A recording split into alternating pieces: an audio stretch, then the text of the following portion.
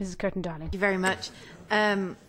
I think it's worth starting by saying that the CETA is a really historic agreement, the first bilateral agreement between the EU and another advanced economy, OECD economy, and therefore we should have been pushing for a gold standard agreement in a number of respects in the CETA.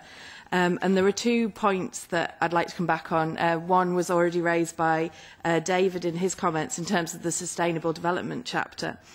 I think there's been a real lost opportunity to make a solid labour chapter. I know the difficulties with Canada, which is a slightly different debate around the environmental chapter, which means that there's no single Sustainable Development chapter, but 2 separate, a labour and an environment chapter.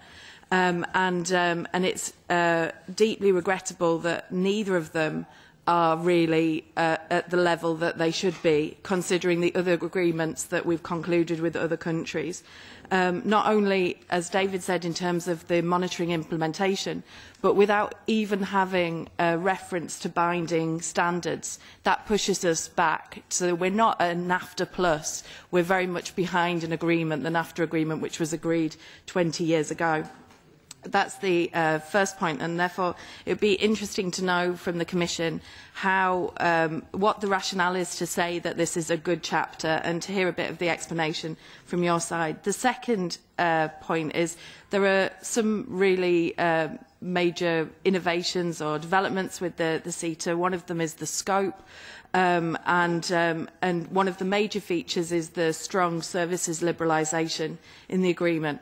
We have this strange, and for the first time, this is the first time in the EU's negotiating agreements that certainly I'm aware of, that we have this weird hybrid of a negative list with a carve-out for GATS, public services definition.